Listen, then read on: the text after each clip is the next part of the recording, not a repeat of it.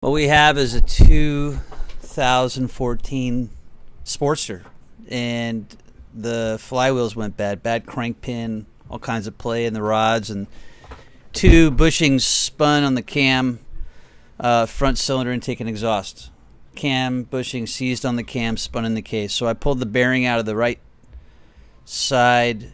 Well, the race has been removed. This is the left side, and I pulled the bearing out so I could indicate. I got the case halves together on the mill, so I'm finding the center of the sprocket shaft bearing. So I've got it indicated in. I've got the digital readout on 0, and I'm in the center of the hole.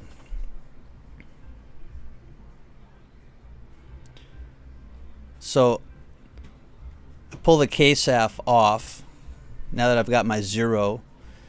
I'm actually doing this for the second time. I just wanted to double check, see if anything had changed overnight. The day before I did a scratch cut, so I'm going to do a second scratch cut.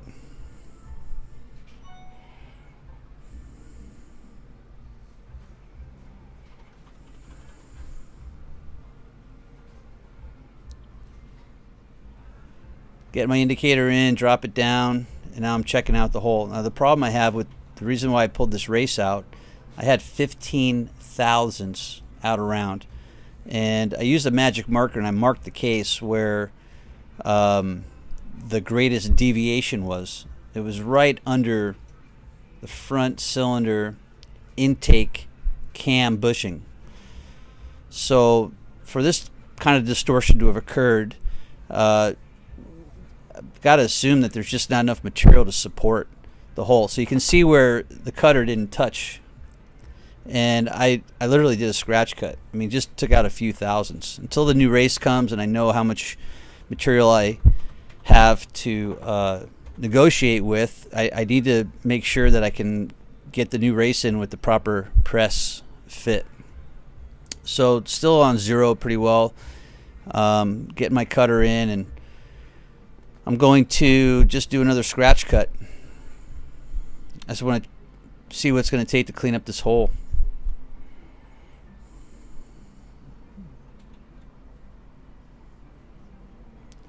Just using some dicum so we can watch the path of the cutter. So I move it out till it just touches. You can see the witness mark where the cutter touched right there, a little scratch. Obviously I'm speeding up some of these processes.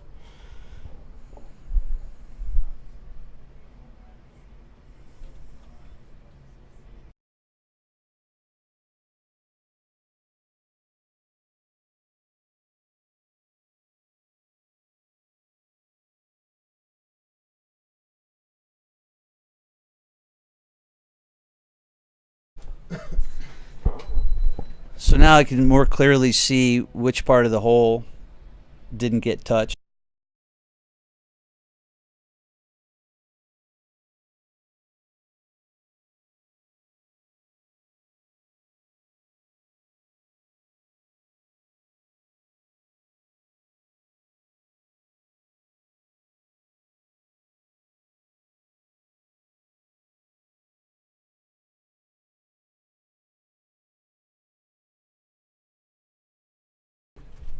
Got my zeros established, so I'm going to move the table out so I can get my bore gauge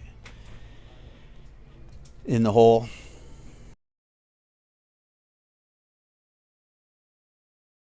Bore gauge. Well, I got to find my 0. I'm basically zeroing it at the standard outside diameter size, the standard bushing OD.